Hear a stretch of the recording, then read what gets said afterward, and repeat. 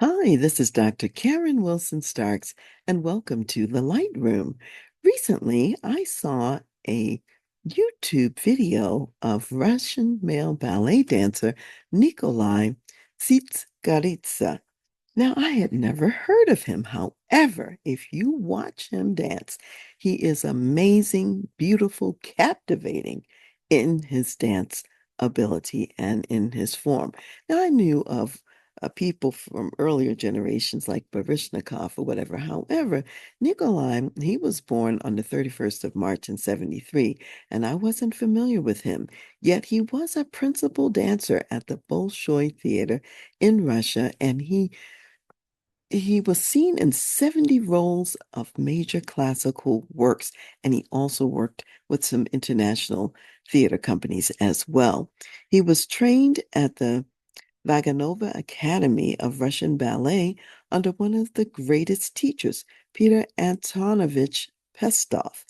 And later, Nikolai also became the director of that same Vaganova Academy. He has multiple awards to his name, to include the 2001 People's Artist of Russia Award. There are a lot of lessons that we can learn from him when we think about how he lived his life as a professional and how he taught his students. So I want to review some of those things about his life, and we'll talk about the business application. First of all, he was very serious-minded and dedicated to his work, very intellectual. So he studied the composer, he studied the century in which a piece was written, the person he was to perform, and the message that the dance was supposed to convey. He did a lot of research in the library, and he gets a little bit of this from his mother, who was a nuclear physicist. Secondly, his father, his biological father, although he didn't raise him, was a violinist. So there's an artistic excellence piece that Nikolai also has. And he studied from the best, he did his best, and he was a very unusual natural talent. Thirdly, he read more broadly. He read Tolstoy, Shakespeare, and all of this was because of his nanny, who exposed him to the broader world of reading and classical works.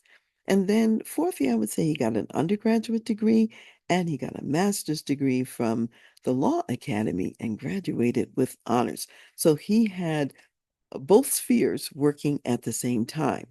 As a teacher, he had certain philosophies about teaching, and one of them was that the more capable the student, the more difficult the student was to teach. Number two, he believed that emotional pressure leads to good results. Three, the pupil's destiny is in your hands as the teacher. So, four, you want to serve that raw material, the pupil, unreservedly. And then five, the more delicate the porcelain, the easier it is to break. So, number six, you want to provide psychological support, even though you're also pushing them very, very hard. These dancers had to be able to dance under any circumstance, no matter what pressure was happening around them or criticism.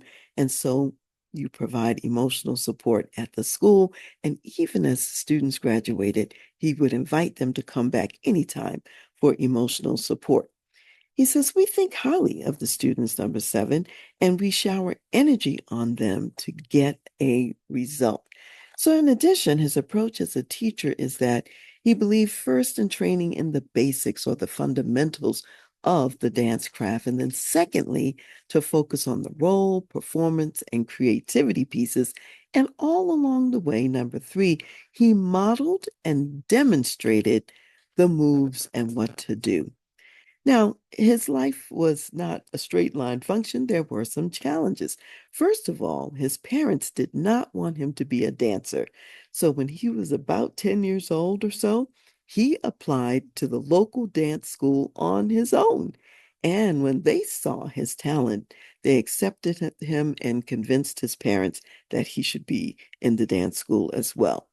Secondly, he was a very tall person with long legs, and that's the opposite of what most ballet dancers look like. That was not typical, yet he made it work for him. Thirdly, he wasn't very great at um, putting multiple dance sequences together. He could get the dance sequence right, but stringing them all together took a lot of energy and attention, and it required a lot of work. And his teacher, Pestov, insisted that he get it. And so he had to work until he got that nailed. Later on in October 2003, he suffered an injury, which was a torn cruciate ligament in his knee, which required knee surgery, after which he got a staphylococcus infection. And then over the next year, he had multiple operations. And finally, after about a year, was able to come back and to dance again. Most people would not have recovered from that level of injuries. So he was very, very persistent and dedicated and determined. So lots of business applications here, and I'll only share just a few. Number one, as a business person, be serious about your profession. Dedicate yourself to acquiring the necessary knowledge and developing your skill. Number two, pursue excellence. Get the best teachers to help you do that. Three, develop your mind and your body. Four, find ways to overcome the inevitable obstacles that come to all of us in our lives. Five, develop those who come after you with the fundamentals and the creativity of your business craft, whatever it is. And six, model, demonstrate, and show the way. Seven, push them past what they can do today and provide the necessary emotional pressure as well as the psychological support until they get it done. Hope you've got some value from lessons from Nikolai Tsiskaridze, and have a wonderful week, and I'll see you next time.